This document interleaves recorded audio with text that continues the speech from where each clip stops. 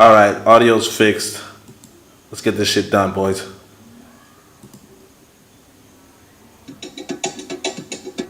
Hello there, dear listener. We hope you're enjoying this lovely discussion.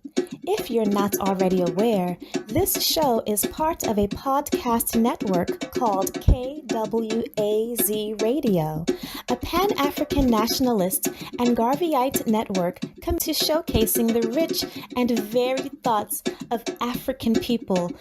We have an exciting lineup of shows that we think you'll enjoy, including the Bitter Medicine Podcast. I think black people require too much buy-in.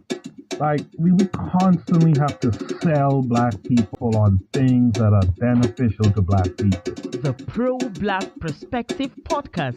I'm fearful that our people are not really studying how to get ahead, and we're kind of, continually staying behind. The Harsh Reality Podcast. To me, it don't matter. I think people are so dumbed down, it wouldn't matter what you reveal to them. They still are in the matrix. They're in the simulation. They're going to keep doing what they did. They lemmings. So to me, it don't matter, man. The Learning Curve Podcast. Sexual access has never given you economic empowerment. The only person who has ever been economically empowered by a sexual relationship is the wasp and his woman. The Cathedra Cheek Show. When we start rising up to fight for our own, I guarantee you they'll stop doing what they're doing. I guarantee you they would have let their brother go. They was waiting to see what black folks was going to do. Brother Bakari Podcast. Black people love to claim folks that hate them, right? They're a slave master, and they are ashamed of who they really are. The Forecast Radio. Like, if you pray to the same deity as like your enemy, and that God blesses your enemy more than you may want to reconsider who you praying to, And Tanzan, African Mind. Africans generally are welcoming of everyone. Sometimes, to my consternation, I think that they should be less, welcoming. If you love our podcast network, we would be grateful if you could rate and review us on Apple Podcasts. Follow us on social media, like and subscribe to our YouTube channel, and check out our website at www.kwazradio.com for more information. Thank you for tuning in. And now, back to the program.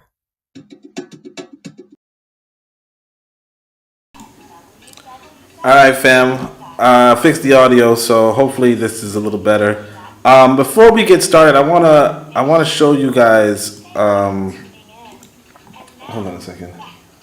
I want to show you guys this this YouTube video. Alright, fam. Fix the audio. Shit, I'm out of this mofo. Alright, fix the audio issue. So what I'm gonna do right now, I'm gonna move this tab. I'm gonna show you guys what I'm looking at. What I'm looking at recently. So his brother hooked me up with this video, right? His brother sent me this video, and it's about this James Small character. Okay, I don't know if you guys know. I want you to realize that there is a historical pattern in America of people talking and not doing. And you're going to get trapped in that because there's no escape. America is the laboratory. Okay, the laboratory where you are the white mouse. Okay, you're the albino mouse. You are in an experiment, and unless you get out, you're going to continue to be experimented on. Okay, and it's not my opinion. This is the learned wisdom of people much wiser than us. Okay, I shouldn't say much wiser than us, but people before us. All right. First off, I want to open up a few books before we get started. So let me see if I can find Message to the People. Let me see if I can find Message to the People. because that's one of the, like, I if I were to get a top 3 books list, okay, or even top 5 books list, I'll put Message to the People on the top 5. Okay, it's just a little bit hard for me to find on my computer. For some reason, I have it on my phone all the time, but I guess I can't find it. Look, you want to get Message to the People for a few reasons, and of course, if you want the link, just hit me up on my Discord. Click on the link in the Discord, and you can get a hold of it. But let's just kind of start this this program, as it were. I'm clicking on the wrong link. Let's just start this program, as it were. As you know, time is money. Apparently, I got an ad running. I have designed this new course to minimize your in Amos. All right. So what we're gonna do is I'm gonna first introduce you guys to Brother James Small. I shouldn't say Brother James Small. To James Small. This is a character. Okay, a cartoon character. What I want from you, though, first is a little bit of I want to give you a little bit of context. So this is the context I want to give you guys, right? This is what Malcolm X said in the New York Times while in Mecca. And there's only 3 things you really got to highlight, which is gullible people, fool and misuse, and well-meaning Negroes. Okay? The black conscious space are well-meaning Negroes who are gullible. Okay? What you want as an African person is what I call Uangalifu, right? You want a life philosophy, how to develop your situation, how to build up your situation to be better.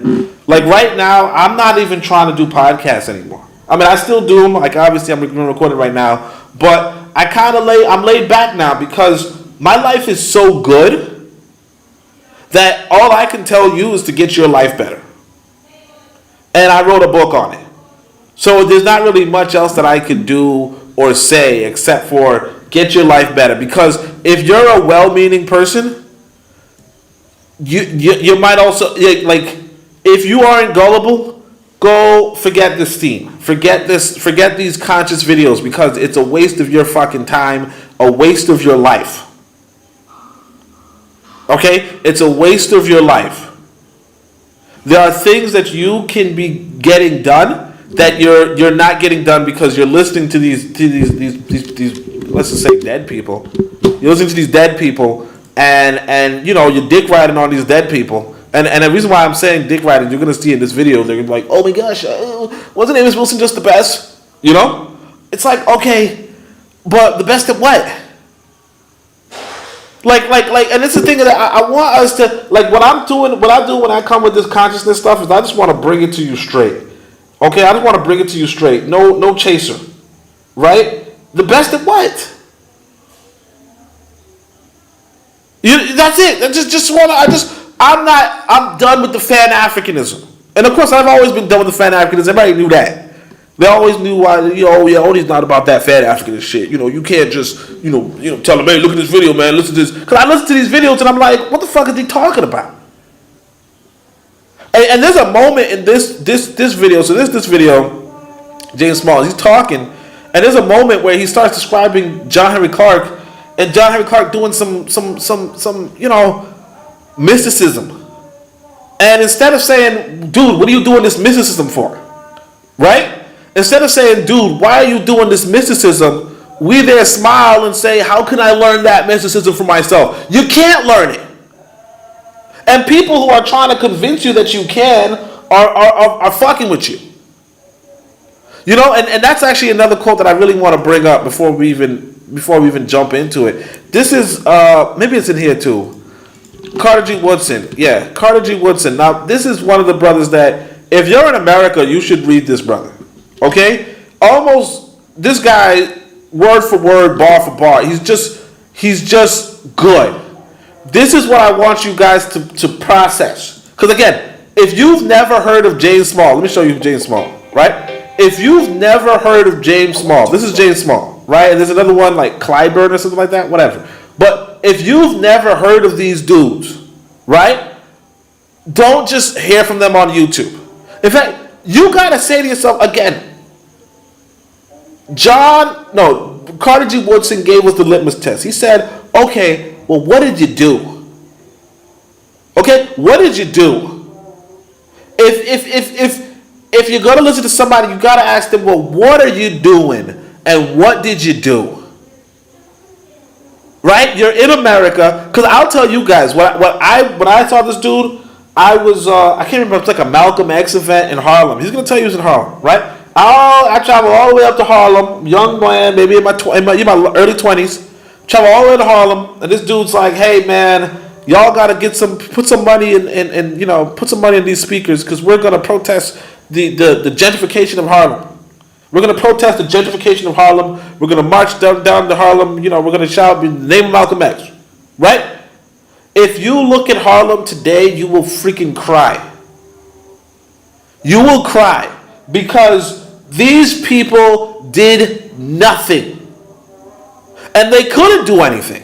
That's the main thing you got to take away from your experience with, again, if you read Marcus Garvey, Message to the People, he will let you know, guess what? You can't do shit in the West. And he'll give you firm, competent reasoning. Everybody else who's trying to tell you that you could do shit in the West does not understand history, and they are fucking with you. Because you're gullible and well-meaning. So this guy gets money off of your gullibility. Okay? Now, of course, I probably only put in $5, $20. I don't know. Maybe I put in $0. I don't know. But he would stand in front of you and say, anybody want to put in $100? I'll put in $100. Anybody else want to put in $100? And then some people will sit down and put in $100. Some people will put in $50. Some people will 20. He's like, anybody want to put in $50? Couple of people put in $50. Anybody want to put in $20? Couple of people put in $20. And you lost Harlem. You have no territory. You have no territory. You never had any territory. Whatever you had, you're giving away now. And again, you didn't even have it, because if you had it, you wouldn't be giving it away. But there is some stuff that you're gonna like. Now there's some little like, I don't know. I want to pause. Right? There's some sweet moments. Khalid Muhammad calls him at 7:00 in the morning. Shit like that was weird, but whatever. And also this dude is not. I'm gonna tell you guys right now. This is why I'm not trying to be close to folk. I'm not trying to be close to folk right now, because like this dude snitching, dry snitching. He talking about Khalid Muhammad crying and shit. I don't want to hear that shit. Like I don't want people to say that shit about me. Now, of course, I don't cry. But, like, if I did cry and some motherfucker told people that I was crying like a bitch, like, he said cry like a baby, yeah, pause on that. But again, and that's also another thing that don't even make any sense to me. Why are you crying like a baby? Now, I don't know if he was crying like a baby, but it sounds like this dude knows. But again, I want people to understand. So what's my background in all this? Okay, I was a part of the United African Movement. Okay, United African Movement was headed by Alton H. Maddox Jr., one of the realest brothers in the United States. Okay, one of the realest brothers in the United States. What Amos Wilson told us was everybody else in the New York conscious scene, everybody else in the Black New York conscious scene works for the police, works for the NYPD. And of course, he's talking about the big heads, right? But if you read Garvey, you'll understand why. But basically, long story short, if you are in the United States, you either work for the police, or you work for someone who's working for the police, or you don't have any kind of success. Okay? Because it's not your country. Not your country. It's not your country. It's not your city. It's not your block. And as long as it's not your city, not your block, not your whatever, as long as it's nachos, okay? It's somebody else's. And because that somebody else has a potent infrastructure, has the capital, has the money that you freaking use to eat, just about everybody everybody who wants to have some modicum of success is bought and paid for. And this is why I tell y'all to leave. And again, Marcus, because look, when you open up, I wish I could open up this book for you guys, but I don't. For some reason, I can't find it.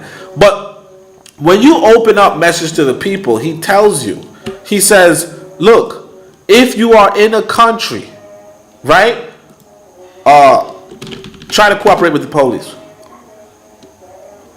Okay? He says, try to cooperate with the police. Try to cooperate with the politicians. Basically, good advice is do not try to be a revolutionary. And again, this is not my words. This is Marcus Messiah Garvey, arguably one of the most brilliant men of the 20th century. Okay? One of the most brilliant people of the 20th century. He said, if you're in a country, and I want to go and look at it, he says, obey the laws. That's good advice. And because it's good advice, don't go in a country where you're not a part of the part where your people, your race, are not writing the laws. Okay? Because you should obey the laws. Go somewhere where your people are writing the laws. That's why I said, let me go to Africa. That's why I said, let me go to Africa, because it don't make no sense to be fighting inside of another man's land for another man's land. Well, he got that shit on lock. And your people are all on his payroll. Listen to me. When I say this, when I tell you work for the police, not only, like a lot of people around you work for the police, let me explain something to you. Almost everybody's on this white boy's payroll. If you go to work, you are on this white boy's payroll. Unless you got a black job and only 5% of y'all do, or 2% of y'all do, 2% of y'all work and do, right? Unless you got a black job, you are on this white boy's payroll. That's already telling me enough. And that's why, like I said, when I'm in America, I try to keep my shit quiet. Because I know damn well I'm on his payroll in America. You know? If I start saying one thing or another and then they give the phone call, that's my job. So I don't say one thing or another. You understand? At work, I got to be all, yes ma'am, no ma'am, yes ma'am, no sir. I'm trying to find this book, but I can't even find it for some reason. Let me see if I can probably download it quick fast. Let's see. Respect, Odie. Hope you good, bro. Yeah, you know what happened? I set my alarm last night. I don't know what happened, but I set my alarm and my wife says that I turned it off. Because my alarm is like for 3 a.m. My wife said I turned it off after I turned. Now I have no memory of turning it off. You know, so that's what's kind of getting me. You know, I don't know if it's Cap where she's just telling me that I turned it off. And speaking of, like, that's Bwana right there. Bwana could tell you, because Bwana be on that, you know, he sometimes be on that coon train. I ain't gonna hold you, right? But the coon train, and he not even in America, so it don't make no sense why you on the coon train. But the coon train, anyway. But the thing about the coon train is this. Again, Garvey tells you, yeah, be on the coon train. I want y'all to, I don't want to harp on this because I want to get to the content, but it's like you got to have some context, okay? You got to have some context. So we're going to come to, this is Message to the People. Like I said, I got the PDFs, okay? You hit me up on the Discord, I got the PDFs. But let's say we're looking for the word law. You know, as a doctor, lawyer, does not know all the laws. You know, he's talking about you should read more and all that kind of stuff. Again, this is one of the best books that you could read, Message to the People, right? Okay, right here. And make your kings different race than you are. So again, he's even telling you right now, he says, look, now of course he's religious, right? But he says, God never could have intended to make you look as you look and as you are, and make you a king, president, emperor, or ruler of a different race than you are. Okay? That's how it is when you're in another man's country. Now again, in Garvey's time, there were very few black countries, and the white countries blocked him from going to Africa. Nobody's blocking you from going to Africa. Okay? Nobody but you, the man in the mirror. If you ain't going to Africa, it's because you don't want to go to Africa. You know, that's it. The only reason why because again, you know, if like for instance, why I never go to Dubai? I don't want to go to Dubai. why I never go to China? I don't want to go to China. That's it. So the only reason why you ain't never went to Africa is because you don't want to go to Africa. That's just about it. You know, that there's no other reason. You know? Like you might be like, well, I ain't got no damn money. Oh, okay. But you went to Dubai. But you went to Dubai. You know? But you went to Cancun. You went to Jamaica. Okay. You know. But anyway, we're going to keep going. He says, this must not be a license for you to disobey the laws of kings of other races or rules of other races while you live under their control. You must always seek and work for a government absolutely your own, where you and your children will have a chance, like anybody else in the state, to have a chance to rise from the lowest to the highest position, which you may not attain under other governments. Again, he's telling you don't have a chance to rise to the high. And of course, if you rise to the highest position, there's some compromises you got to make. You know? You can't be brother man when you go to the highest stage. You can't be sister woman when you go to the highest stage. But we'll continue. It says, while you're under alien governments, get the best out of them as the right of citizenship, but always have in view doing something to make it possible. So again, I want to get to the part where he talks about obeying the law, though. Let me see if he can. He said, any conduct can be... any conduct that your community or society condemns, be careful not to violate the rule or law because you'll lose the respect of your community. Never borrow money unless you intend to pay for it. Yeah, blah, blah, blah. Let me see if I can find the part. I'm not sure if he said, let me say. Again, he keeps telling you obey the law. Any society must be calculated to bring about the greatest good for the greatest, and you must obey its laws. Otherwise, you're an evil genius living in the midst of that society, and that society will seek to destroy or compel you to obey its rules, regulations, and laws. You cannot live by yourself in a society, so on and so forth. You should always have something at stake. You know, you should have property, okay? You should have money.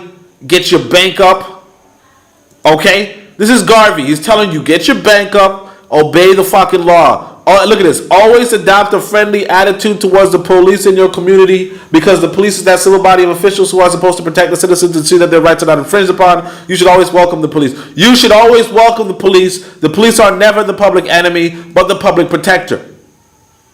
Okay? Never join to incite public disorder. Keep away from it and be innocent. Look at this. Now again, this is good advice. You are not in the community to overthrow the law of the community. You are there to live under the law.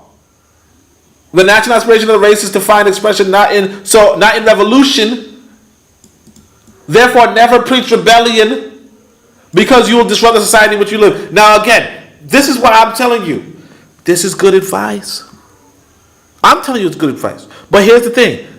If you say this kind of stuff in the quote-unquote black conscious community, you sound like a damn coon. Right?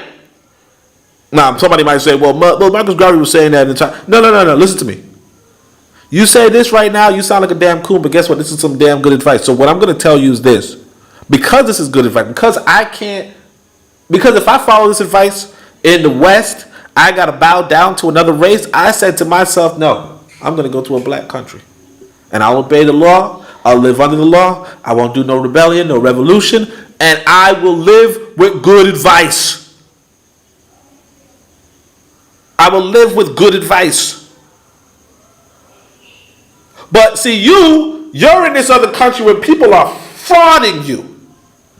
They're telling you, oh yeah, I'm a revolutionary. Because I tell you, when I heard James, whatever his name is, James Small or whatever, right? He's like, yeah, you don't have to put in money if you're a revolutionary. You understand? And of course, I felt good at the time. I'm like, yeah, I'm a revolutionary. What revolution? What revolution? This white boy, listen to me. For all the black quote-unquote revolutionaries in America, this white boy not only has power in America, but he has more power in America today than he did 20 years ago, than he did 30 years ago, than he did. His power is not shrinking. His power is growing and growing. He could sit up. I mean, look at the joke that you guys are in. Where you got this one presidential candidate is talking about, I'm just going to take over the fucking federal government. You're such a small threat that he doesn't even give a fuck anymore. They don't even pretend anymore. And these are the quote unquote revolutionaries that you had up in the back of the day. This is why I say I'm not into Fan-Africanism no more. I'm not in it. I can't be about Fan-Africanism anymore. I'm sorry. My life's too damn good to be pretending like these are my motherfucking leaders, man. Bumbleclaw, am I not showing the page? Talented, man. Apparently, I probably opened up twice. So there you go. Anybody told me? KW on Center says James Smalls is a fence sitter supporting a grifter like Mink Slide just to get some pocket change to appear on a documentary. Yeah, been there like for a long time. So I'm sorry I didn't get to. I wasn't showing this. For some reason I had two of these. For some reason like a duplicate of my PDF was up. So you guys can see it. But this is what Garvey's saying. This is not me. He's saying, you're not going on like. Unless you're on that time of using the real damn force, and a lot of these people are not on that time. A lot of look again, it's not me talking. A lot of black Americans are not on the time of using force. In fact, again, I want you to understand, because black Americans are not about using force, that's another damn reason to just leave the fucking country. That's another reason. It is considered the eighth wonder of the world how much black Americans are not willing to fight. It's considered the eighth wonder of the world, and this is not me talking, this is Carter G. Woodson. And I can pull up the quote. So that's why I said, you're supposed to read so that you can learn something. Okay, that's about it. You're supposed to read until you learn something. Alright? So this is another quote from Khalid Woodson, but I want to go to this other quote just to show you guys what I'm talking about, because it is considered the eighth wonder of the world. Let's see if I can find it, because they're just like, yeah, here it goes. Look at this. This is not even me. Now let me see if this looks good on my. This doesn't look good on the paper. So actually, no. Let me not move this, because I don't want to move it because it's it's positioned in such a way to look at the YouTube correctly. So I'm gonna show you. This is the eighth wonder of the world. He says, look, the American Negro has taken over an abundance of information which others have made accessible to the oppressed. Again, and this is why I say about the Fan-Africanists. This is something. This is not me. This is 100 years ago. This is miseducation of the Negro. This is 100 years ago. He's telling you, you are the most informed population on the planet, but the information that you're being informed on is the information that your oppressor wants you to have. I don't even use the word oppressor anymore, but this is what Carter G. Woodson is saying. He's saying the American Negro has taken over an abundance of information which others have made accessible to the oppressed. So not no special knowledge, but the knowledge that people want you to know so that you don't do damn duck shit. So you don't do damn duck shit. So you got biblical scholars. The thing about Amos Wilson, we're going to talk about Amos Wilson, but the thing about Amos Wilson is that dude, he knows so much about what they tell you in the New York Times. He'll tell you what's in the Wall Street Journals, the New York Times. That's what the white boy wants you to read. You ain't got no, I mean, look, it's 2024, okay? Y'all see the coverage that these white boys have on different conflicts around the world versus the coverage that you could get if you was not looking at them. That's what Amos Wilson was good at. And very good at. And again, this is not me talking, this is Carter G. Woodson. He's saying, look, this is what we have. We have an abundance of information. But we have abundance of propaganda. That's what he says. But he has not yet learned to think and plan for himself as others do for themselves. Again, when you talk about these greats, these giants, these Pan-Africanists that we love so much, you got to ask yourself, well, what did they think and plan out for themselves? What did they do? What did James Smalls do? You go down the list, you say, okay, what did Malcolm do? What did Amos Wilson do? What did Khalid Muhammad do? What did John Henry Clark do? Ask yourself. Now you might have, I think they did Okay. Let's talk about it. Okay? And of course you might say, well, Odie, what about, I want to compare you to, look. If y'all, shit, boy, you know how poor I am? I don't want to say. Like, that's all I got to say. You know what I'm saying? Shit, I'm not a household name. We got 4 people in the chat when I'm talking. Okay? That's not, there's 4 people in a digital, on a website, 1:30 p.m. on a Sunday. Only 4 people could show up. That's not. I'm not him. Okay. I mean, of course, I'm him in my own life, but I'm not him on the internet. All right. So you can't come, compare apples and oranges. Of course, what I do is I'm going to Africa to build my legacy, which is something that you can't say for none of these dudes. Okay. You can't say that for none of these dudes. And that's just the bare minimum. But anyway, we're going to keep going. But they have not yet learned to think and plan for themselves as others do for themselves.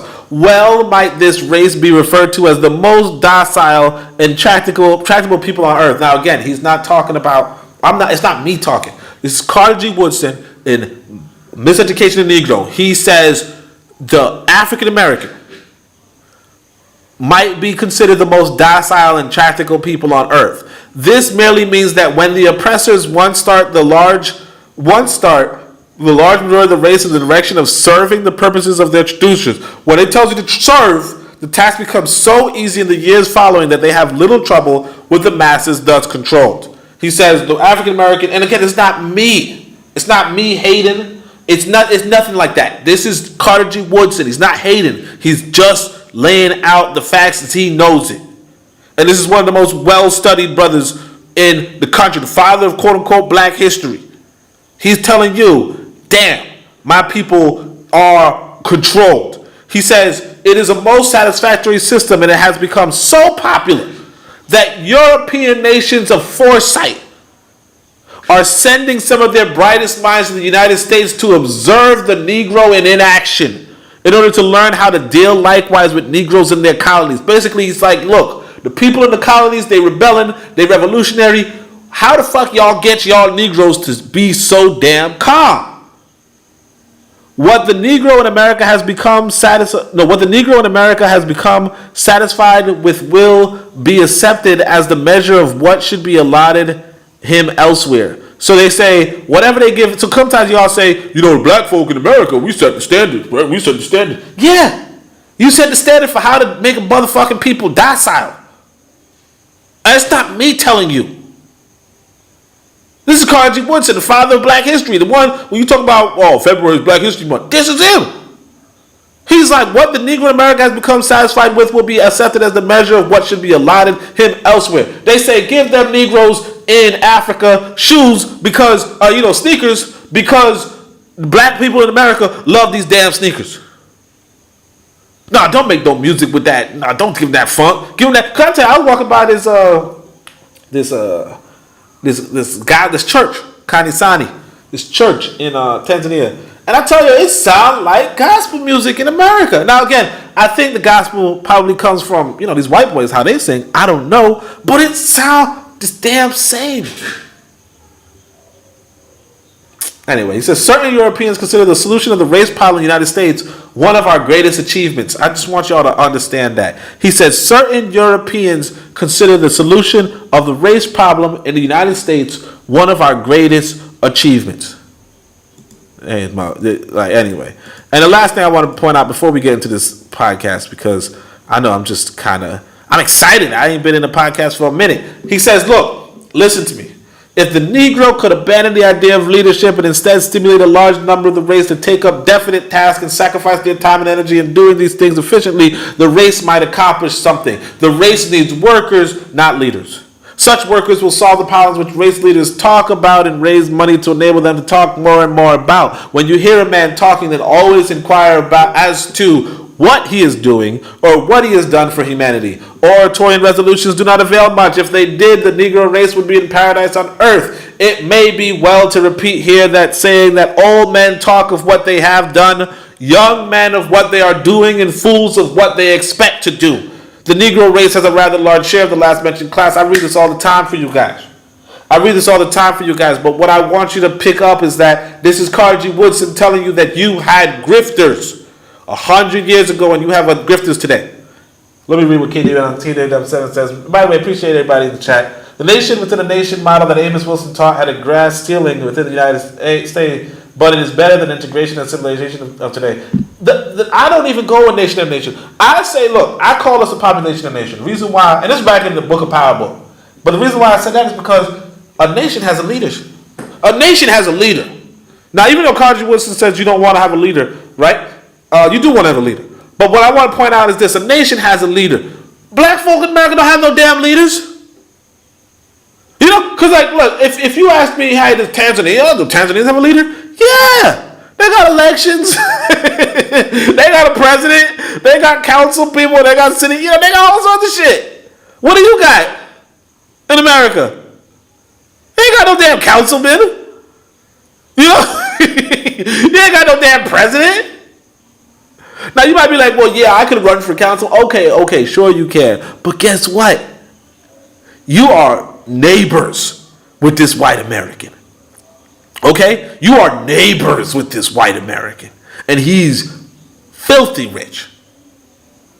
So you either gotta, so basically he buys your elections. Now look, this white boy buys elections all over the fucking planet.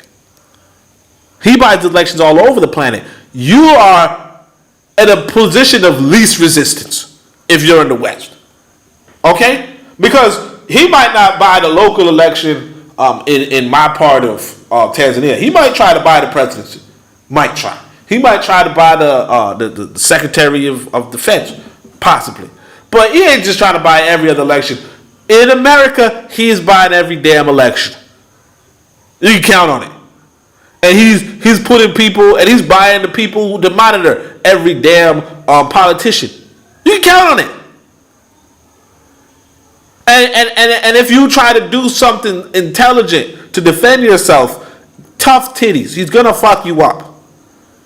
And you might be like, well, no, he's not gonna fuck me up. Okay. You know, I was watching this, like Fox had some new cartoon. I can't remember what it was, right? But the thing coming out of the cartoon was this idea that, like the comedy part of it, I don't know. The guys were trying to build something, like some ugly building inside of their backyard. And city ordinance was like, you can't build this ugly thing inside of your backyard. They're like, well, it's my backyard. I should be able to build whatever I want in my backyard. Well, you can't. Okay? Now, of course, that's just a stupid cartoon, but there's a lesson there. You can't build in your own damn backyard in that country. You can't build in your own damn backyard in that country, and that's really important because when you look at the situation of Black Wall Street, what happened at Black Wall Street? White people said they were going to attack. Black people said they were going to defend. And how did they defend? They defended across a railway, like a railroad strip. Okay? What do you call it? Rail strip, whatever. Rails, right? That's flat ground for flat ground.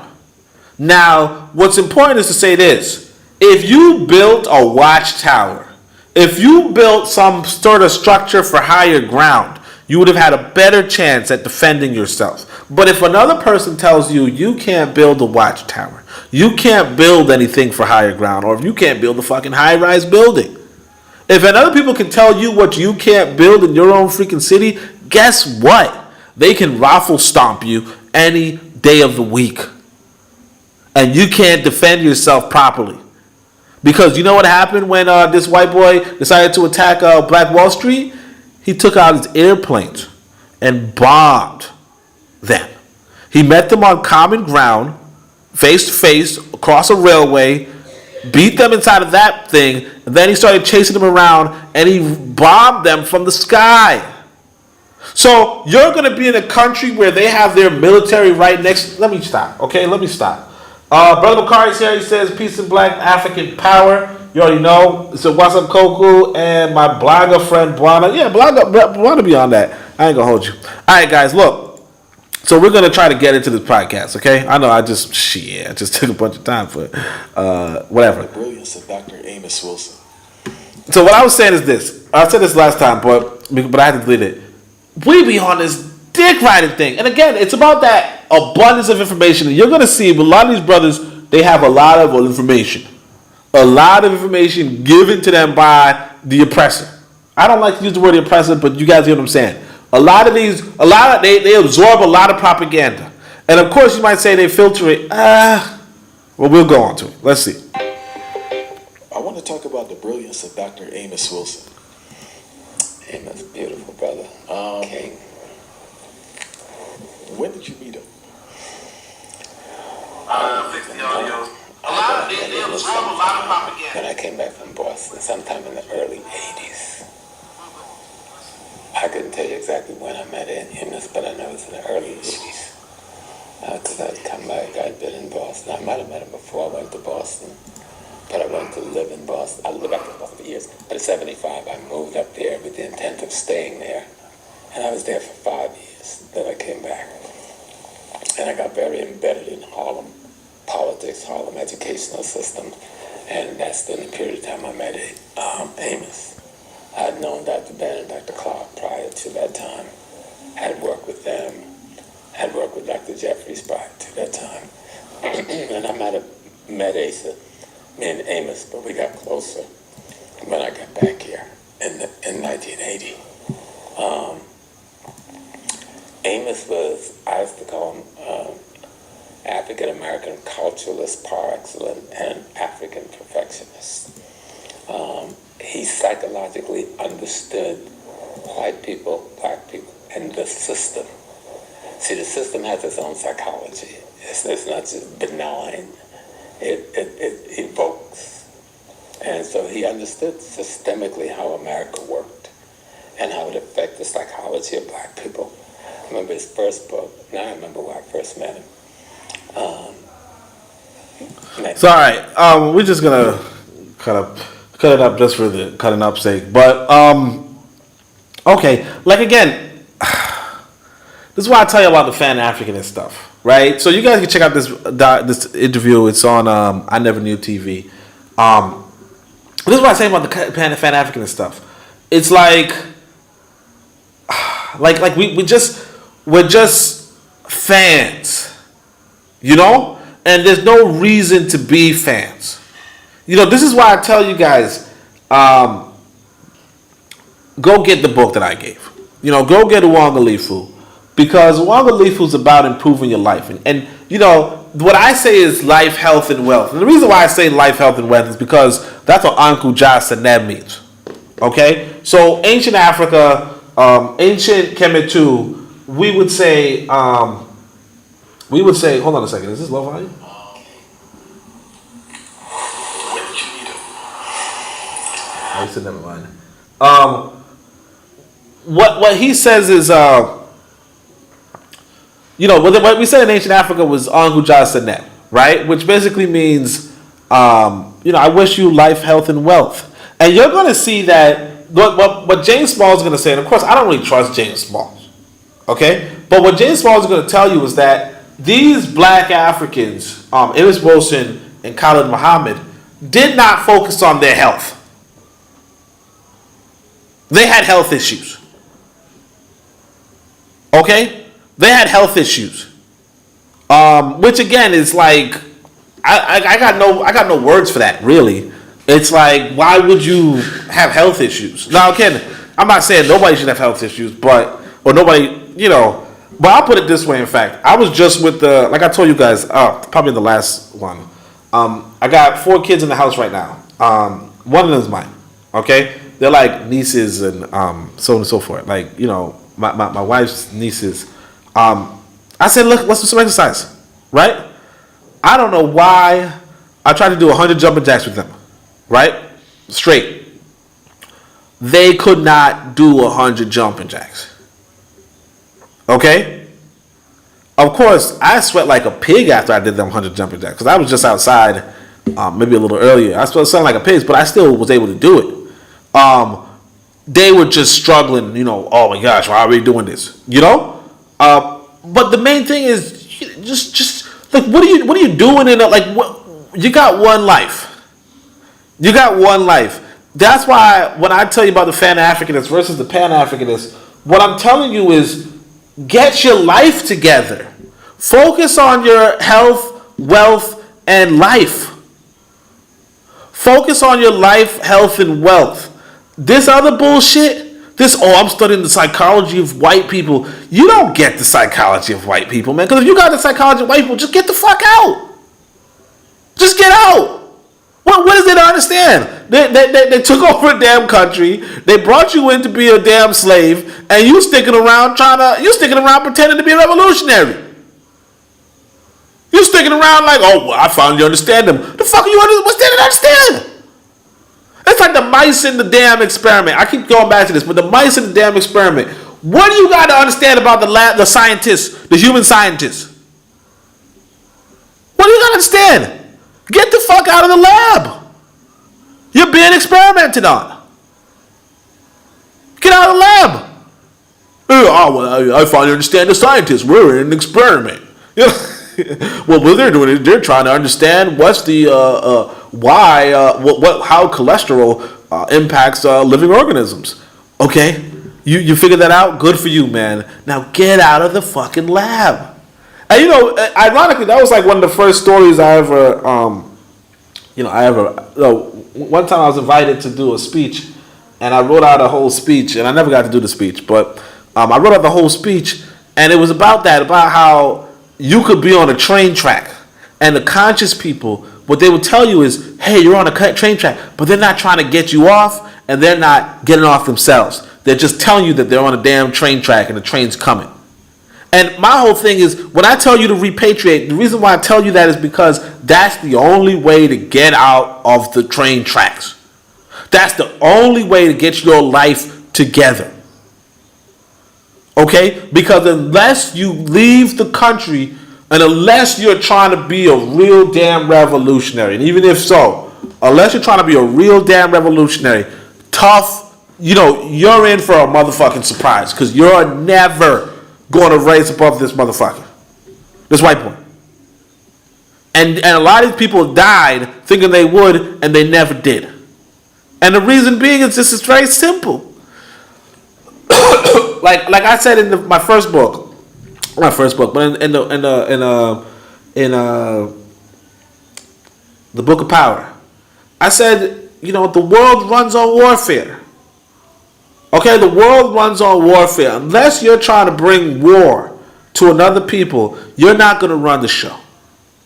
And if you are the most docile people on the planet to the point where you are the 8th wonder of the world, okay, forget it. Okay, forget it. These people they're not revolutionaries. 1980, in the office of Joseph Mack on 7th Avenue. He had just finished his book, The Development Psychology of the Black Child. And we met in Joe's office, which was across the street from my kids' elementary school. Joe Mack is an attorney, a civil rights attorney, an activist attorney in the community at the time. And reading that book, The Developmental Psychology of the Black Child, just blew me away. And like I said, don't read books to be blown away. Read books to improve your life. Now, I have that book. I read like a first chapter where he's like, hey, black kids are smart. We're honestly smarter than white kids when we're younger. Okay, look at. I want people to understand this. The country, because I've been in the United States for a long time.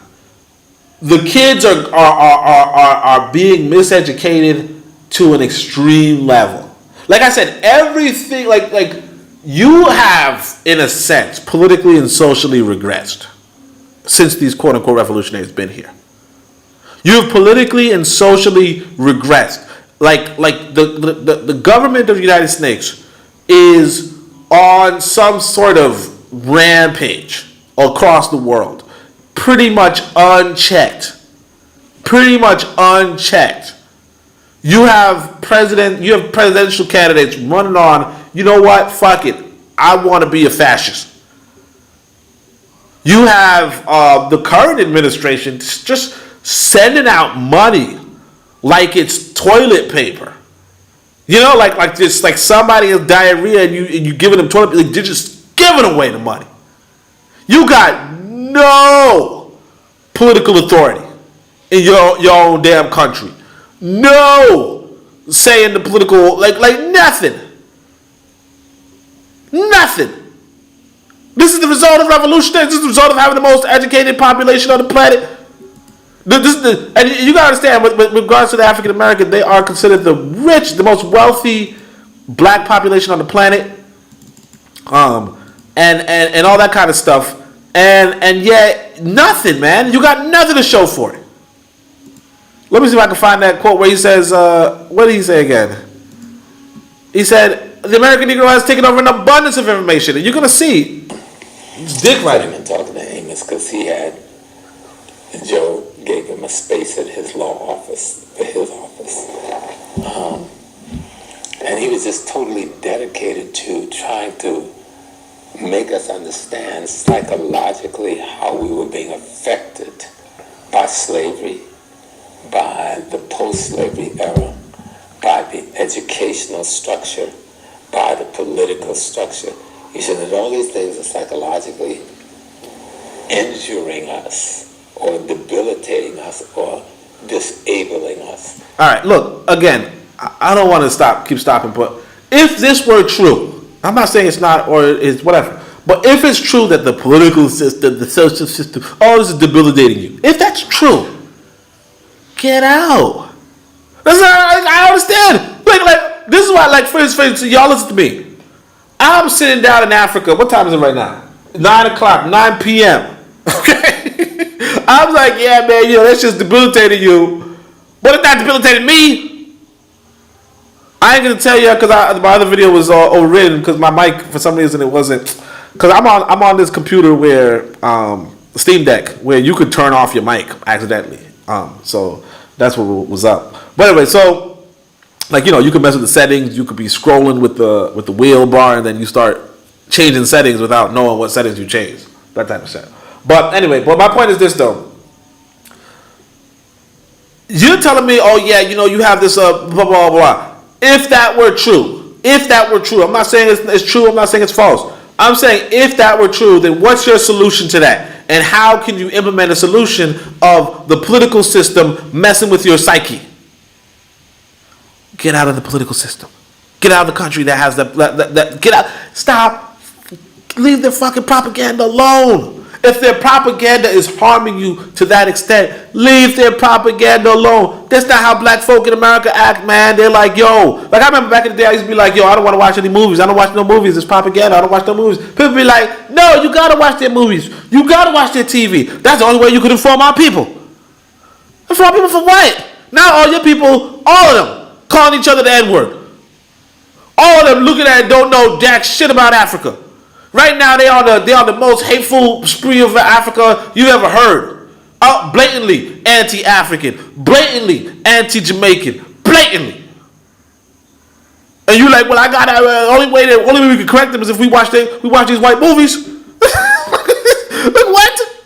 Hey, look, I'm not saying don't watch no damn white movies. I'm just saying don't be watching no damn white movies thinking that's revolutionary activity, because it ain't.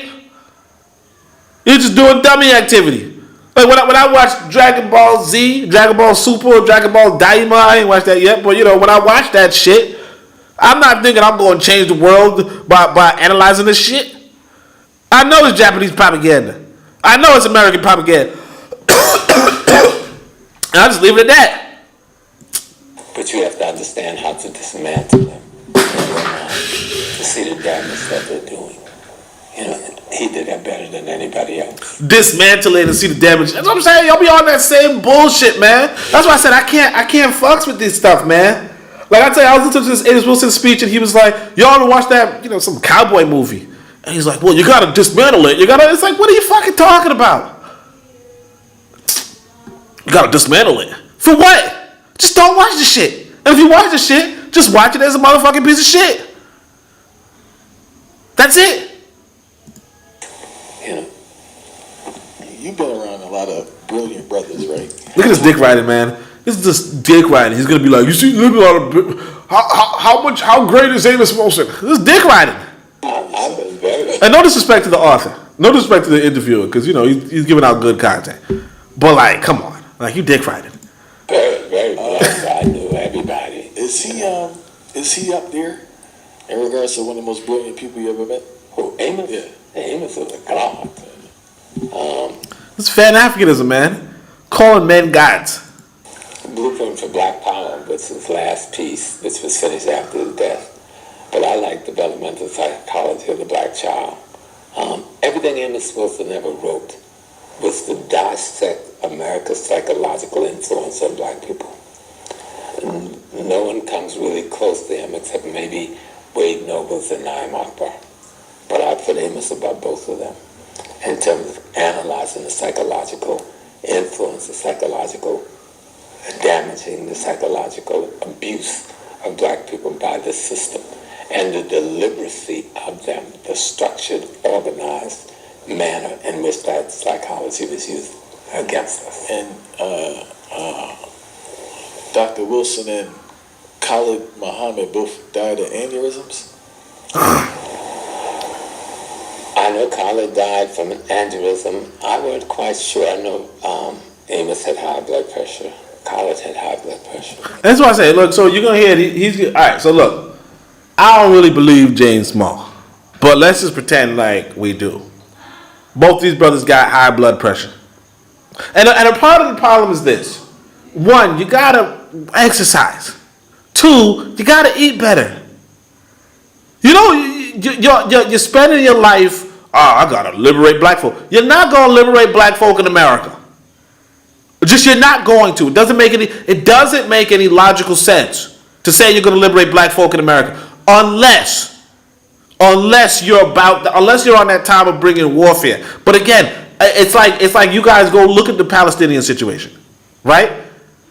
The Palestinian has a better chance of liberating Palestine because he's actively fighting for it than you do of liberating black America. Okay? And if you're looking at the Palestinians and saying, look, he's not fucking liberating this country. Right? If you're looking at the Palestinian situation and you're saying to yourself, he's not fucking liberating, then you should look at the American situation and say, you know what? If I'm not even fucking fighting, if they're not even fucking fighting, they're not going to liberate their situation. It doesn't make any fucking sense to even say it. It doesn't even make any sense. And people, again, we go back to the Malcolm X quote, where it's like you got these well-meaning, let's see if we got it, well-meaning black folk. He says, I shall never rest until I've undone the harm I did to so many well-meaning Negroes. I totally reject Elijah Muhammad's racist philosophy, which is labeled Islam, only to fool and misuse gullible people. Because I want to liberate black folk. You're gullible. But when you sit down and you think and you process, you realize you're not gonna you're gullible, and you might be well-meaning, but you're gullible. And then there's gonna be people who come around to fool and misuse you. Hey, you know what? We're gonna liberate black folk. And you're not even fighting. They're not even fighting. Like if a guy came around, in Palestine and said, we're going to liberate Palestine, and he hands you a fucking rifle, it makes sense what he's saying. It makes sense what he's saying because you could be liberated with a rifle. Absolutely. But if somebody says, hey, we're going to liberate black America, right?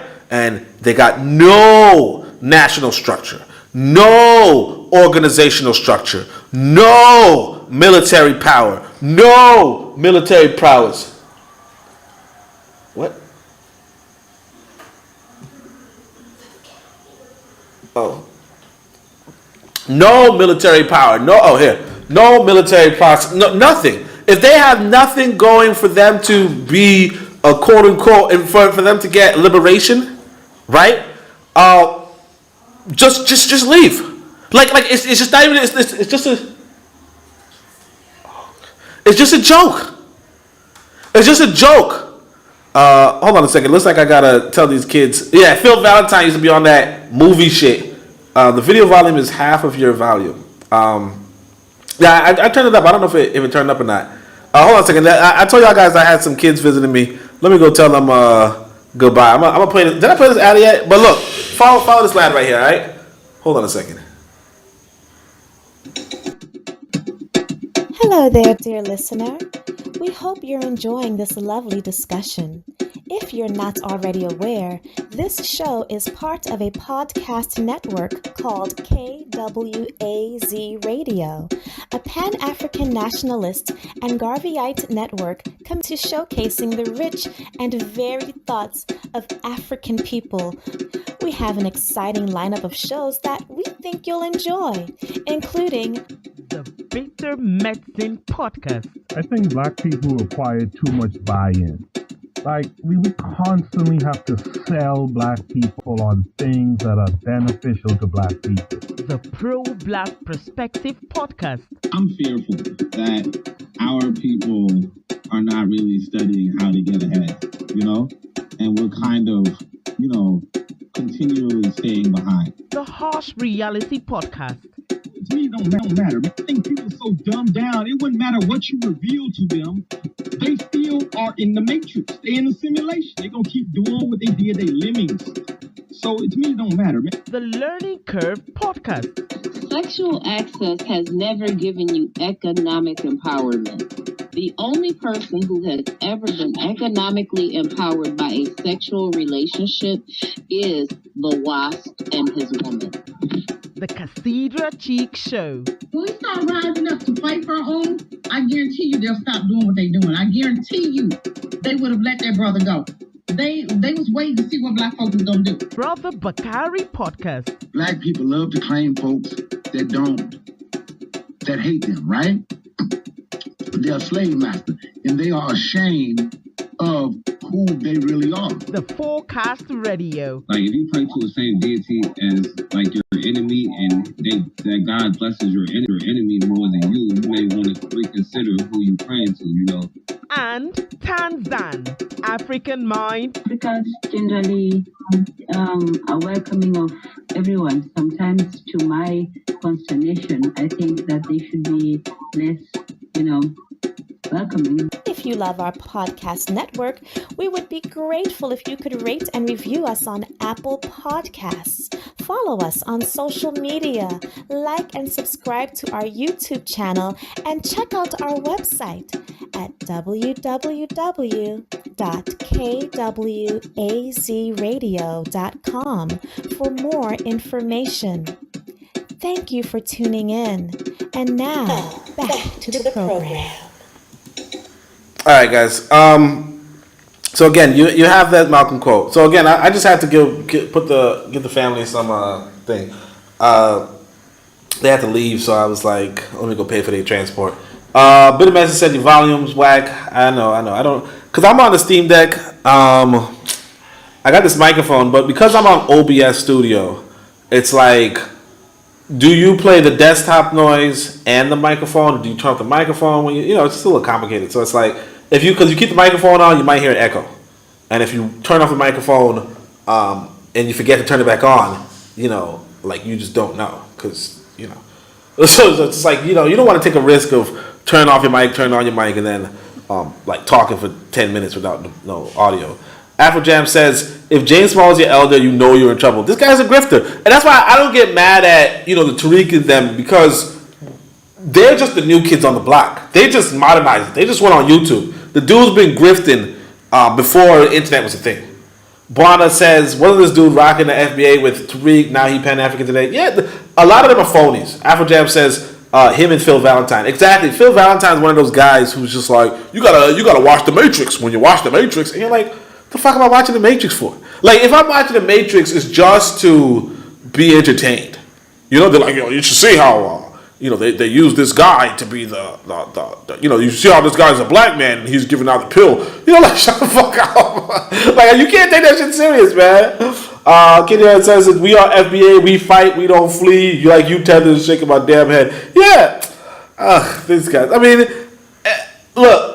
I appreciate, I could respect the hustle.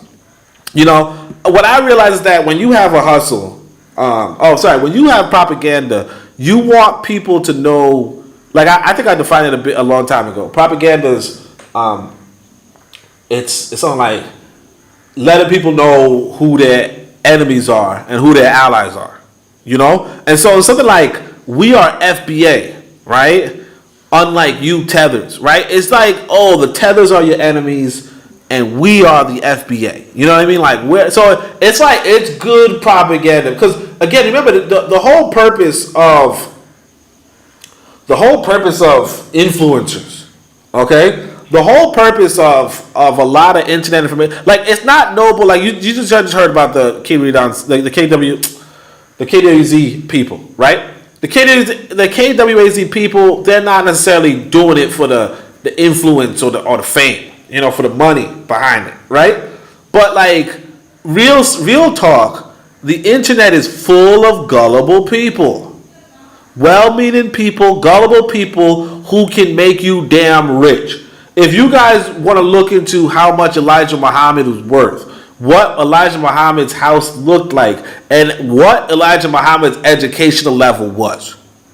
Okay? You got to understand that a lot of black people, not just black people, but a lot of people would not be multimillionaires based off of their individual talent, individual so on and so forth. But you can become a multimillionaire from grifting folk. Okay? You can be a multimillionaire from deceiving folk. From getting them to put some money in the pot. And we've been doing it. And again, I'm not me telling you this. This is Carter G. Woodson who tells you, hey, where is it? He says, when you hear a man talk, he says, look, a large number of the race, and he says, such will solve the problems, such workers will solve the problem which race leaders talk and raise money to enable them to talk more and more about. This is a grift from back before there was internet. Now, again, you have people who, like for instance, there's this new video game came out called Dragon Ball Sparking Zero, right? Almost everybody named Mama got it, okay? 3 million sales in like the first week or something like that, right? And the game was expensive, $70. I got the game, right? 3 million times $70, right? $21 million to this Japanese studio. Okay? Now, what I want to point out is this. There's this brother, I think it's what's his name? Dota something? No. I can't. Afro Senju, I think. Right? He just said, "Look, I'm going to host a tournament, a video game tournament for Dragon Ball Sparking Zero, and the grand prize is $50,000." Now, look, allegedly he didn't pay them no $50,000, but the point is that this dude just plays video games. He just plays video games, and nothing wrong with the guy. He's entertaining. I don't like how he uses the N-word sometimes, but he's entertaining, right? And he's talented. He's good at video games, right? But the fact is that he makes enough money on doing content creation that he can give away $50,000. Now he doesn't. I don't think it doesn't sound like he did give away $50,000, but he makes enough money that he can give away $50,000, right? I'm telling you this right now. I don't make enough money to give away $50,000. You know what I'm saying? I do not make enough money to give away $50,000 for somebody playing video games. I do not make that kind of money. But the point is that there is a lot of money out there, even if you just play damn video games, that you wouldn't have, except for the fact that you get a bunch of gullible people to pay you to play video games. Okay? Now, the Japanese studio Bandai making a bunch of money for the video game that 3 million people buy, that makes a lot of sense to me. You making $1 million off of just playing that video game somebody else made, that doesn't make sense to me, but it's the world that we live in today. It's the world that we live in today. And because it's the world that we live in today, there are going to be people who exercise and do that grift. So you have the people like Tariq who are like, hey, you know what? They're giving out money. People are giving out money for bullshit. And I think he first started off doing, Mac lessons. He realizes a bunch of losers who don't know how to get no pom-pom. So he was selling internet lessons on how to get pom-pom. Right? And that's okay. That's okay.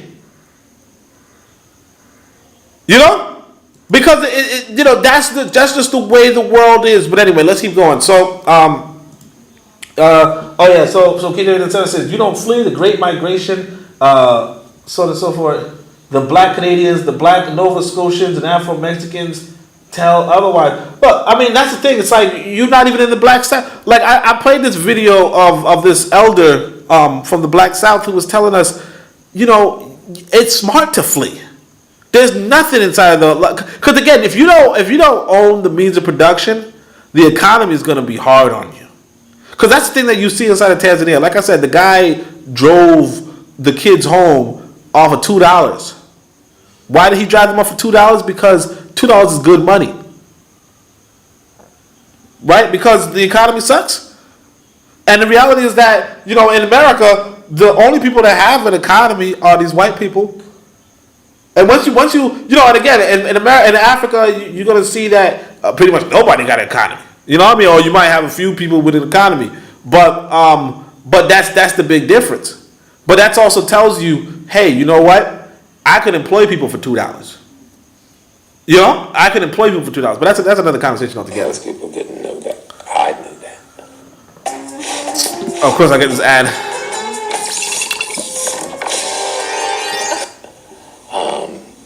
Amos also had an extreme case of asthma. So Amos had an extreme case of asthma. Extreme case of asthma. Whatever else was going on, I didn't know. But I know him, Khalid, and myself, we were marching, and it was raining like really bad that day to support the merchants on 125th Street who had been removed by the police. So again, he's talking about 125th Street, the same damn Grift. So again, when I meet this dude, he's telling me, hey, we're going to stop the gentrification of 125th Street. We're going to keep these black businesses on 125th Street. And by the time that I was there, we were like, there was only 3 black businesses left. So he's telling me that he's telling us that he marched with Amos and Khalid Muhammad. How many damn years ago? Then he marches with me. And there's only 3 businesses left. Now you go to 125th Street in Harlem, there are no black businesses left. Meanwhile, he was collecting money every single incident, collecting money to just appear, and nothing happened. That's what I'm saying, because people were gullible. And I was gullible too. That morning, I think Mama Sharpton was with us too. He came up later. Single incident, collecting money to just appear. And then, we were out there marching in the rain, and everybody got soaked. And by the time we agreed who would get arrested and who would go and try to get them out. Look at this. We would agree who could get arrested. I mean, look at the joke that you're in. It's a joke position. Reverend Sharpton. Everybody got soaked. Was arrested. Khalid was arrested. Me and Amos, we didn't get arrested because I didn't play that getting arrested thing. I didn't play that getting arrested thing. Again, he works for the police. I mean, of course you don't play the getting arrested thing. Look, I'll tell you guys this, man. I got a relative who got in trouble with the police. He got in trouble with some other dude, right? And the other dude and him both go to jail, let's say. And the other dude who he got in trouble with just walks right out. How you walk right out of jail? And it was like, oh, what he did was he attacked basically an informant. You understand? But it is what it is. Let's just keep going. And we got to the precinct. By then, Amos was shaking. And I remember I got a couple of brothers, put him in a cab and take him home. It was the last time I saw him. I never saw him. He got sick after that, and I never saw him again. So I don't know whether it was an aneurysm that finally took him out, or whether it was the chronic asthma, or whether it was the high blood pressure, or a combination of all of those things. Those things also affect your kidneys and so forth. On Khalid's case, I knew. All right, so I might have paused it too much. I was trying to pause to hear the audio on my phone, and the audio wasn't that bad. But here's what it is.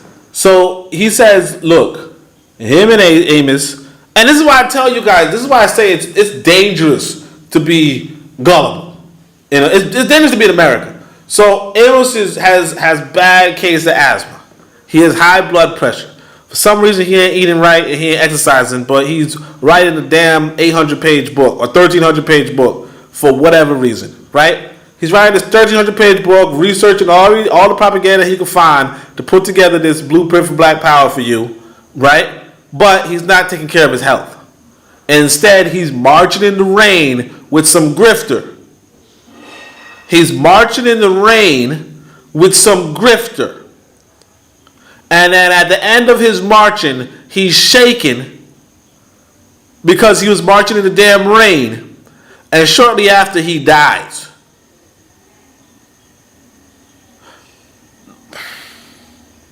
And, low-key it's sad because this is a damn grifter. It was an aneurysm. I was the first one that got called that he was dead and to keep the death a secret until things could get on. So now he's talking about Khalid Muhammad's death and the aneurysm. Basically, he's going to say the dude was on some medication. This white boy was given the medication and he was taking it and not taking it. And he's like, well, if you take it and don't take it, that's going to kill you. That was his wife and his son and Malik Shabazz and Baba Hakeem. I made the announcement in New York of his death in front of the Apollo. Me and Abubadika Sadi Casa and the December 12th movement. December 12th, bunch of police. And Khalid and I had been together that Saturday night. He died that Tuesday. He was speaking at Harriet Tubman School. I was speaking at First World. So we met earlier in the evening because we knew we were speaking at virtually the same time. And speaking and collecting money. That's it. It's a grift. Later that night, about 11, him and Hashim called me at my house. And we talked for about an hour. And he said he was going down to Philly. There was a basketball championship or something. And then he started joking about this Philly steak he was going to eat. And I told him, boy, you don't need to be eating no damn Philly steak. Right? And that's the last conversation we had. And until I got that phone call on Tuesday morning. He was sick. He was on the high blood pressure medicine, that beta blocker. And so the beta blocker. He took it when he wanted to and took it when he didn't want to, he didn't. But with beta blocker, you can't do that. You got to be consistent. You got to take it on time, the same time, etc. Well, he would take it when he was feeling good. He stopped taking it. And then when he started feeling bad, he'd take it again. But that would kill you. And it did exactly what it would do. It would lead to an aneurysm.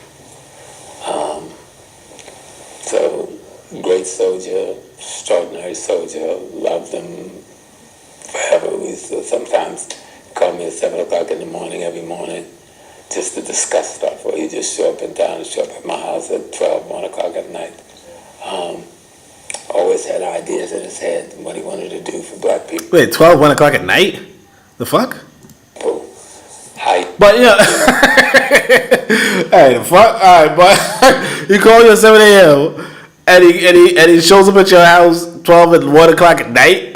Pause, but alright, you love them, pause. But anyway, but what I want to say though is this.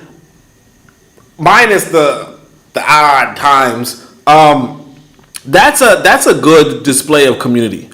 And I want people to realize that too. Like when I came to Africa, I just showed my cousin some of these pictures of my wedding, and she goes, "Hey, I want to visit you in Africa." And actually quite a few people have been telling me they want to visit me in Tanzania. Now, I do not think Tanzania has the infrastructure or the I don't think it's really up to par to where I would tell people, yeah, come through to Tanzania. Okay? It's just not there, honestly. Notwithstanding that though, like technically what these people have done, even though they didn't really do anything, but what they've done by getting together and meeting together and building like a quote unquote community is actually that's probably the only impressive thing here. Now, what I would say is this: you're wasting your damn time. Like they were wasting their lives. Honestly, And the only reason why they could is because we were financing it. You know, we were paying them to make us feel better. You know, and Amos would talk about how, you know, black folk treated the conscious community like some sort of church. And that's pretty much like what it was. Like, the church has a lot of grifters, too. You know, a lot of grifters that are just wasting their damn life talking about some imaginary stories. And that's the thing that these, you're going to see the conscious community is really kind of like that, too. Now, most of the stories that, you know, you or I might talk about are historical things that happened, sure. But then sometimes there are people who just embellish shit. And you're going to see with this John Henry Clark where he straight up embellished stuff. You know? Just straight up embellished things. So yeah. You know, of course, I'm actually on a short time span. Rebuild that new Black Panther Party. Like you hear this guy, he's trying to rebuild the new Black Panther Party and he's this and he's that. You know, and it's like, but again, you're not taking over an empire unless you fucking try to fuck shit up.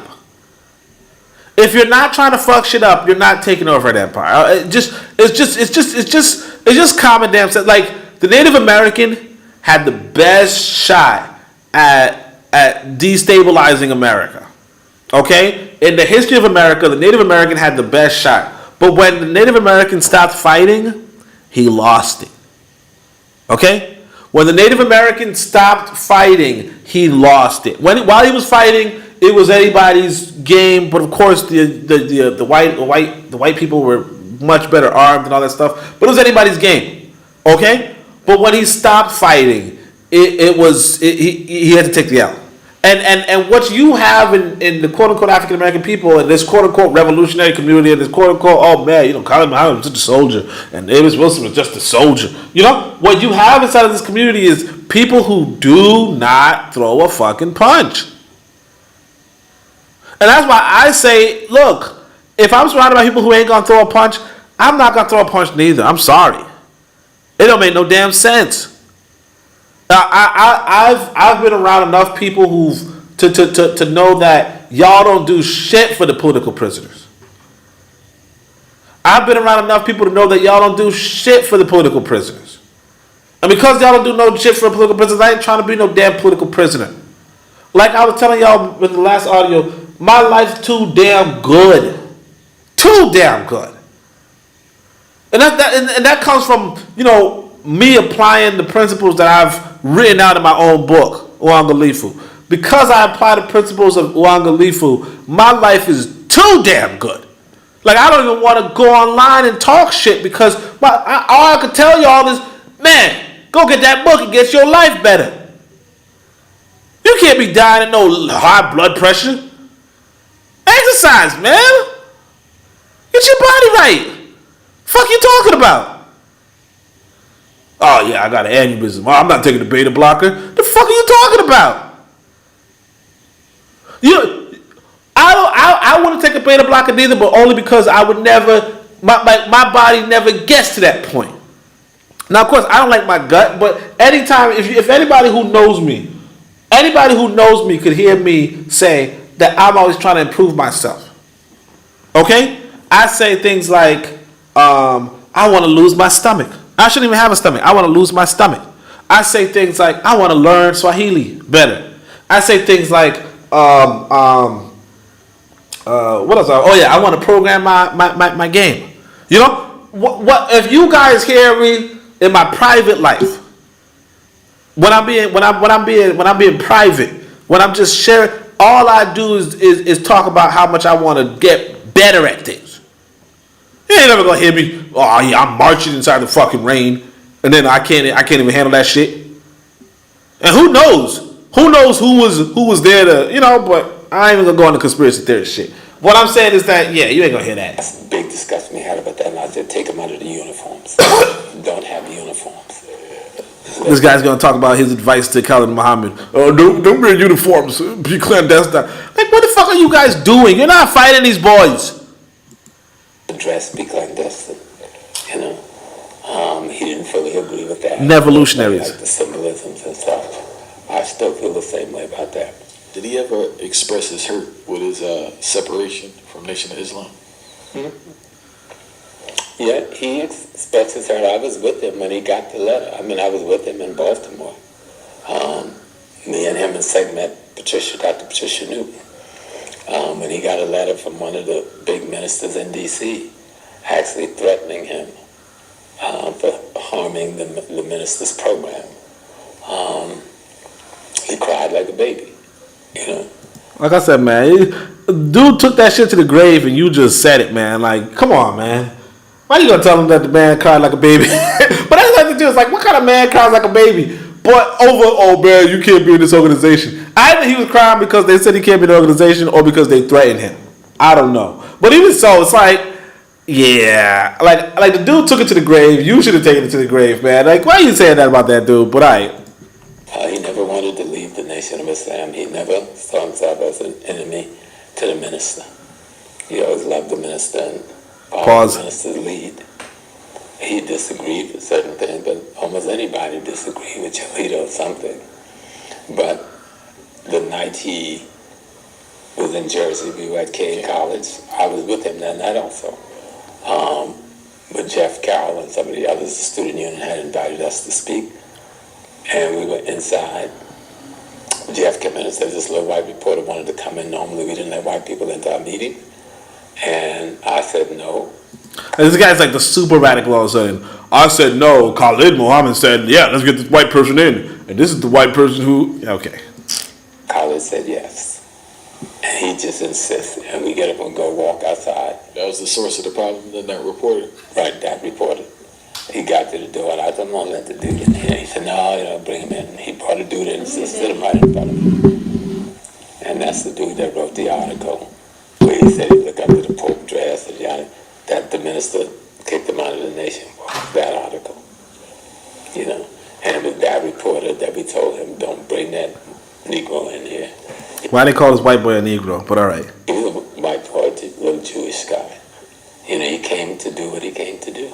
It was like almost like a Malcolm X 2.0 in a sense, because I saw speeches where he said he was reaching out to Farrakhan, but he wasn't getting a response. Yeah, I don't know all of the details of their relationship because I didn't really know their relationship like that. I mean, I know a lot more than most people because Khalid told me a lot about from the very beginning when he was walking around with the Quran and cut out with the 9mm in the Quran. When the minister had nobody to stand with him but him, he was the one standing with him alone. I don't know what their relationship was. I know he was the one that brought me and the minister together, you know. And this is the thing. Again, this is a fraud, a grifter, and yet Khalid Muhammad is confiding in him and connecting him with other folk. This is why this is, and again, Khalid and Amos are dead. Close friends of this guy, they're dead. Die randomly. High blood pressure. Now, of course, I'm not saying this guy has something inside of it because, you know, I don't know who this motherfucker is, except for the fact that he probably got $5 off of me and I missed that $5. You know what I'm saying? But beyond that, what I'm saying is that these are you know, again, like the stories are just ridiculous because it's like you want to, like, if you're talking about revolution, okay, or if you're talking about what Garvey said, right? Garvey said you don't want another race of people to be your kings and presidents, right? If you want to get to a situation where another race of people are not your kings and presidents, right? If that's your objective, what are you doing in America? And if you're in America and you're not fighting, what are you doing in America? You know, Bit of Medicine said in the chat, the Native American gave up and just asked to be left alone. Exactly. The Native American gave up. And the reality is this: if tomorrow the U.S. Constitution was taken over and it was replaced with the Articles of the Iroquois, right? You'd be surprised. You'd be like, what the fuck just happened? They say, oh no, now we're following the Articles of the Iroquois. Right? You'd be like, how in the world that happened? You'd be scratching your damn head. And the reason why you'd be scratching your head is because it don't make no damn sense. Now, if the Native Americans were actively fighting the United States and they won a conflict And then after the conflict, they said, okay, every country, every city in the United States has to respect the Articles of the Iroquois. Then it would make a lot of sense. You say, oh yeah, of course, might makes right. Right? That's my little white supremacy drop. White makes right. You might say that. But because Native Americans ain't doing shit, you know damn well that they're not going to be running the show tomorrow. And just the same way, you see these black Americans, a lot of them talking to each other. The guy is calling the guy at 7 a.m. Showing up to his house, according to him, at midnight to talk about this shit. And all he does is, he's carrying a gun inside of a book. And all he does is die. No disrespect to the dude. But, like, come on. And that should tell you something, because this is one of them well-spoken radical brothers. Or not radical, but one of them well-spoken brothers. That should tell you something. If this guy is so talented and all that happens is that he dies of not taking a beta blocker. Beta blocker, that's a dumb name. But Makari says he claims he was a part of Malcolm X's security. Yeah, this dude's full of shit, man. This dude's full of shit, man. He was Malcolm X security. He was Malcolm X's security, Khalid Muhammad's confidant, and Amos Wilson's escort during the protest just a few days before he died. Now look, again, I don't know this motherfucker, but that's not a good resume to me. If you are part of Malcolm X's security, you don't have a good resume. If you are Khalid Muhammad's confidant, you did not have a good resume. Okay? I told him not to eat that Philly cheesesteak. First off, this is why I tell you, man, a black man is supposed to tell you to go fucking exercise. A black man is supposed to tell you to go and get married and treat the women in your life better than you are treating them right now. That's what a black man is supposed to tell you. This dude's not telling you jack shit. Let's keep going. I got my dinner, my late dinner right now. I gotta go eat this. To move away from any hostility between Malcolm's community and his. I know he loved the minister. Pause. I know he, adored the teaching of the Honorable. Like, you see this shit, man? Like, look, man, I don't want none of y'all to tell me, oh, I love you, Oni. Like, pause on that fucking shit, man. Like I said, like, how you inside of an organization, you inside of a movement, and your whole shit is that you love another man. The fuck are you talking about? I don't want y'all to tell me that shit. If you're not my son, if you're not my daughter, if you're not my wife, and damn sure if you're not a woman, don't tell me you love me. Pause on that bullshit, you fucking... Man... That's what I'm saying. Like, what the fuck are you talking about? Like, you inside of some nation, I love that minister. What the fuck are you talking about? What the fuck are you talking about? Elijah Muhammad. But when you're out in the political world, the guy in the field is going to see something the people in the house don't see. And that's usually where the clash comes. You got a field soldier, and he's experiencing the people one way, and you're in the house, and you're experiencing the people the other way. And when it's time to say what should be done, there's usually a conflict. And I think that's where the conflict came. I was with him when he founded the new Black Panther Party.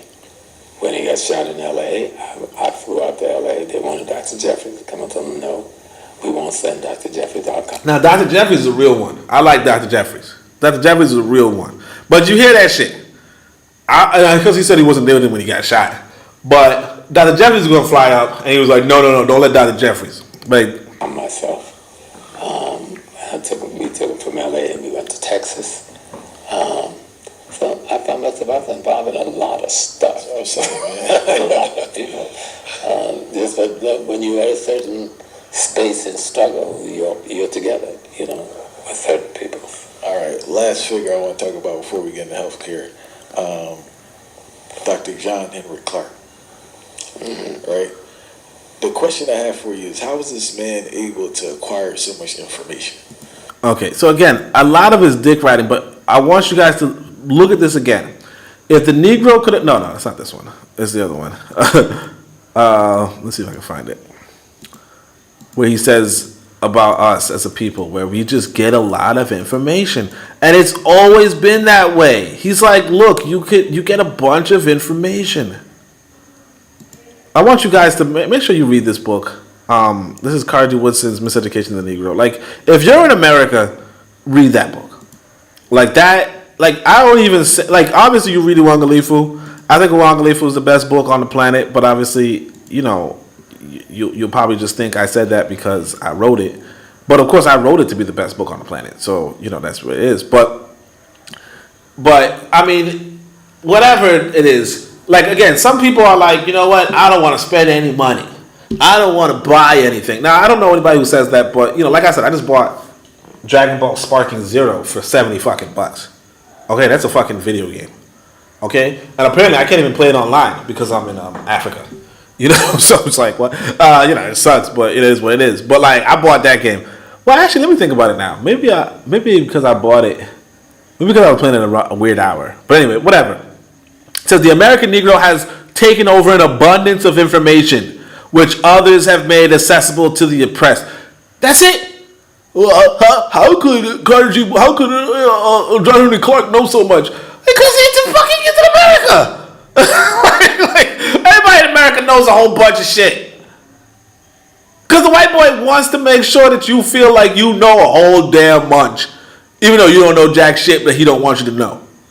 You know? You don't know jack shit that he don't want you to know.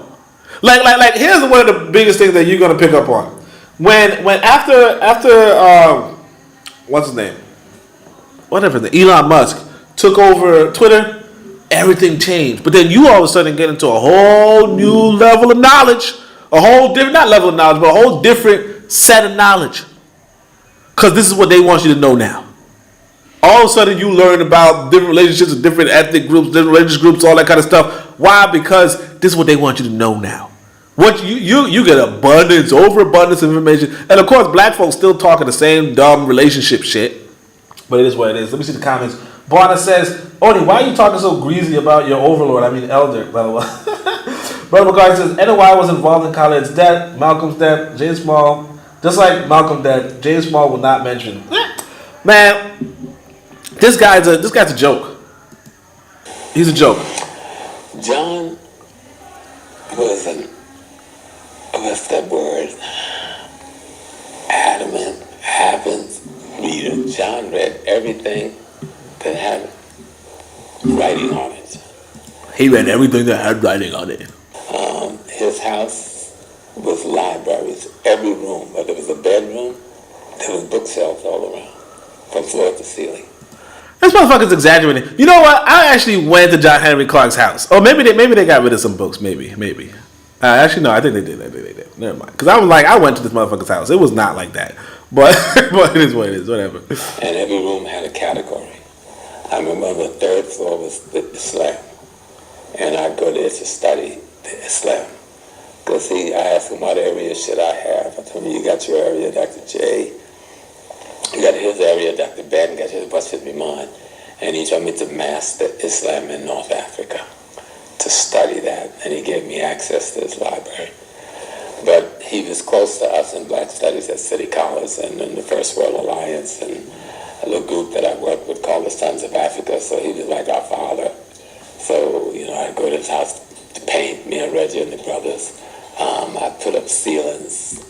I'm pretty good at doing drywall, putting up sheetrock in the bathroom and things like that, and just being able to sit with him and talk, even before he became blind and after.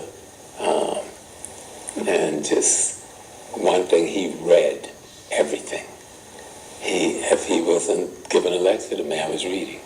He was studying because he loved history and he understood you had to have information. And then you had to make sure you had accurate information. So I mean, you had to examine lots of documents, and he did that. And he had such an extraordinary memory. But beyond the memory, what I learned from John. Wait, sorry, let me say this though. So it's one of my abandoned books. I was doing like a choose your own adventure, and one of my abandoned books was something along the lines of Like it was like you're choosing different routes to live and all that kind of stuff, right?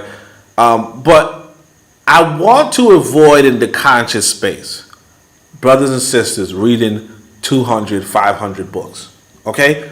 I would say read 50 good books. Not even 50. And the Uangalifu, I tell you to read 12 books, but you know what? There's some white books that you should probably read too. So I would say maybe 30 books, tops.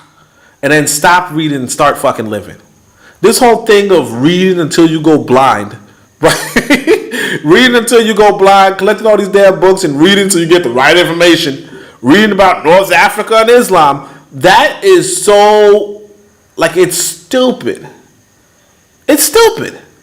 What are you reading all that shit for? What are you going to do? Like, that's the thing that pissed me. Like, you guys should think about this.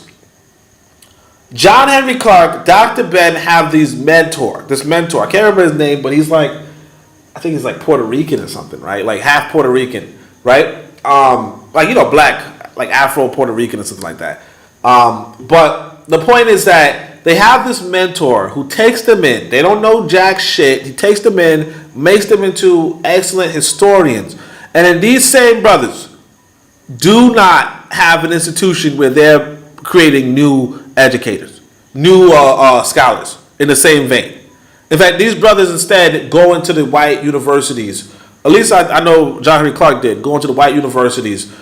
He went to Hunter College or some shit like that, right? One of the white universities and then go from there. It's like they're not building institutions. That's one. Two, what are you doing in the United States? Collecting books? Learn about Islam? Let me see the comments. Bwana says, Bakar, you coming on later to cry on how we hated on Kamala? Brother Bakar says, James Small also says he's Cherokee Indian. Of course he does. Bwana says he was a revolutionary reader. That's the problem. It's like, revolution means you take your military and you take over somebody's political structure. That's what revolution means. You take a military and you replace somebody else's military political structure. You defeat their military, which is their defense of their political structure. The military is the defense of their political structure. You use your military to defeat their military and take. You're not. There's no such thing as a revolutionary reader. That's why you can't read that many. You read too many damn books, and all you're doing is reading too many damn books. You need to read enough to understand, oh, this is what a revolution is. Oh, this is what a family is. Oh, this is what a marriage is. And then go forward with your family, your marriage, your revolution. If you're trying to do revolution. Was that they got a word for it too. Yeah, Keita said Arthur Schomburg. Yeah, I could appreciate Arthur Schomburg. Arturo Schomburg. I could appreciate him. Because he said, look, I'm going to take people, I'm going to build an institution. His students did not continue the institution. And right now, Schomburg is like a library in Harlem. Other than the U.S., the city, New York City. So New York City had to take it up because his students wouldn't. People got a channel, but he could go with the ancestors. I mean, one day. Look at this. He could go with the ancestors. Look at this bullshit. Hear this bullshit. Someplace he was lecturing about Shaka, king of the Zulus. And then he says, yeah, and Shaka walked into the kitchen and he put his hands on his chair like this and he looked at his mother. Afterwards, I said, now, John, how did you know he put his hands on that table and look at it? And he just laughed. And I go, look, you know something? And I saw him do that a number of times by different historical figures. And I suddenly realized he could move back in time. It's a fucking idiot, man. This is the only reason why I even opened this video. Fucking idiot. And you see, he says this and he's so serious. And because you got these gullible, where's my quote? These well-meaning, because again, you listen to this dude, you're probably well-meaning. But you have these gullible Negroes who are going to hear this and be like, oh, how can I travel in time too? That he can actually go to that place where those ancestors were. Oh. And so I sought to try to be like that. How do I tap into the ancestors? You see? Because he's so fucking stupid. And again, he's not a well-meaning Negro at all. Well-meaning black person at all. But he's gullible too. Or if he's like, I'm trying to be a time traveler as well. You can't fucking travel through time. You can't travel through time. Like, look, the only time travel you're doing is the time travel you're doing right this second. Going from present to present. That's the only time travel that you're doing. But this is the whole bullshit. Oh, yeah, I'm gonna go through the past. So they become my teachers, and I think John had, through becoming such a learned individual, had moved beyond the realm of now into the realm of where we used to be. You see? It's a fucking joke, man. It's a joke. The Fan-Africanism, the black consciousness, it's a joke. So anyway, let me just finish, because I don't let you guys see this book enough. Oh, this is not the right book. But I opened up some of Uangalifu, and we're just gonna talk in this particular section. Let me close up my Malcolm X. So this is the be married section. It says, let's just go right here. Physique, okay, are the ability to endure physical force. It's the quality of fitness, and it's very desirable for both a potential husband and a potential wife, largely for the same reasons: good health and good sex. Okay, guys, this is the advice. This is what you fucking read. Okay, you don't read about North Africa and Islam. Okay, you lost North Africa. You're not gonna get North Africa unless you could take over the motherfuckers, and you're not even in a position to take over your own damn country. So just shut the fuck up about North Africa. No disrespect. This is again. Don't worry about North Africa. Don't worry about Islam. Okay, don't worry about Christianity. Don't worry about Europe. Okay, worry about your black self in Africa. Okay, worry about your physique. Worry about having good health and good sex. This is the kind of shit that people should be telling you. Now, I'm not saying don't ever read about Islam. What I'm telling you is just read it once. Don't be reading a whole damn 20,000 books on it. That's stupid. Don't read more than 3 books on it. Find the best 3 books, finish that, and you're done. He says, largely for the same reasons: good health and good sex. A good marriage is one where both partners are helpful and sexual. Like I told you guys, my wife just brought out some food for me. And later on, me and her are going to, practice the lovemaking. You already know. To be helpful, your partner and you should be healthy. To be helpful, your partner and you should be healthy. This is Uangalifu, guys. This is the book that nobody wants to buy. Okay? Somebody telling you, good marriage, helpful and sexual. To be helpful, be healthy. Okay? A good husband and a good wife helps their family maintain good health. But when a person is unhealthy, they cannot intelligently help anyone else, as they must focus on helping themselves. When somebody is unhealthy, they can't really help you. Therefore, or worse, if their unhealthiness is self-inflicted, they can promote that unhealthy lifestyle on their household. Bad diets, alcohol abuse, drug use, and lack of exercise or sleep can harm other members of a family. So it's very important to never overlook a person's physique when assessing their marriageability. When you see that sexy woman with that good frame, you understand that she's probably has a good diet, probably not abusing alcohol, probably not using drugs, probably does some exercise, probably gets her good amount of sleep. Okay? And of course, she's going to be good at the sex. Right? Moreover, because marriages are partly for sexual exclusivity, in order to be maximally sexually pleased and pleasing, seeking and developing a good physique is your best guarantee for a fulfilling marriage. And of course, we're not just talking about physique here, but this is just one paragraph in a book, in a chapter on marriage, right? Men and women increase the quality of sex by increasing their physicality and using physical techniques. With greater endurance, flexibility, and fitness, greater attraction, techniques, and arousal are possible for a longer duration. A good physique should not be underestimated. Finally, physique is especially important for potential wives because a woman's reproductive process is eased by a good physique. Childbearing is risky. It is potentially fatal, and more so when a woman isn't in good health. Some women will die in the process of bringing life.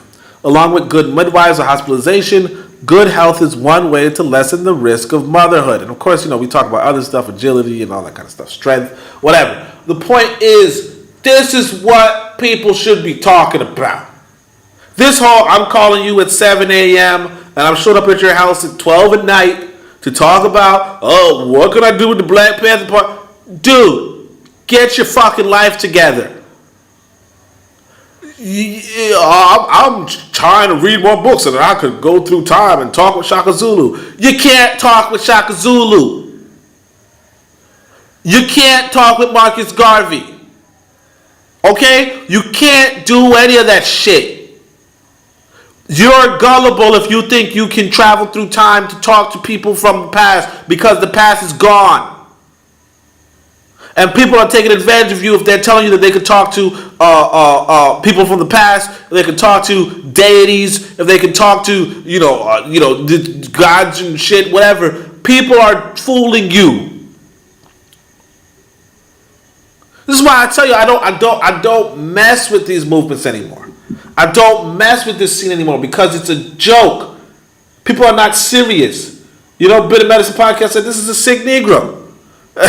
And again, like the thing about the physique part, I want you guys to understand, there's no damn way, why would these two brothers have high blood pressure? Because they had money. Why in the world you have high blood pressure? Billy Madison sometimes talk about that guy. I'm not really a fan of the brother, but he talks about that guy, the health guy, Dr. Sebi. I don't really know. I don't really know about it. Because again, Dr. Sebi and them, apparently they all kind of, like the alkaline diet is some white boy shit from way back in the day. But again, the thing that's important is that at least talk about health. I don't know to what extent the health information is accurate, but at least talk about health. Because a lot of people are going to have these, again, you could spend some time with a woman and find out really quickly, oh, she has a bad diet. Oh, she drinks too much alcohol. Oh, she takes drugs. Oh, she doesn't exercise. Oh, she doesn't go to sleep. What the fuck you writing me at 3 a.m. and I don't go to sleep. No, you don't write me at no damn 3 a.m. I'm sorry. You're not marriage material. You know what I'm saying? You ain't writing me at no damn 3 a.m. I was just thinking about you. No, you think about fucking whatever's in your dreams. But anyway, that's all I can say to you guys. I appreciate everybody for coming through. Let me just say who's here. We got Bit of Medicine Podcast. Shout out to Bit of Medicine. I'm so mad. I tell you, I set my alarm. Like I said, lack of sleep.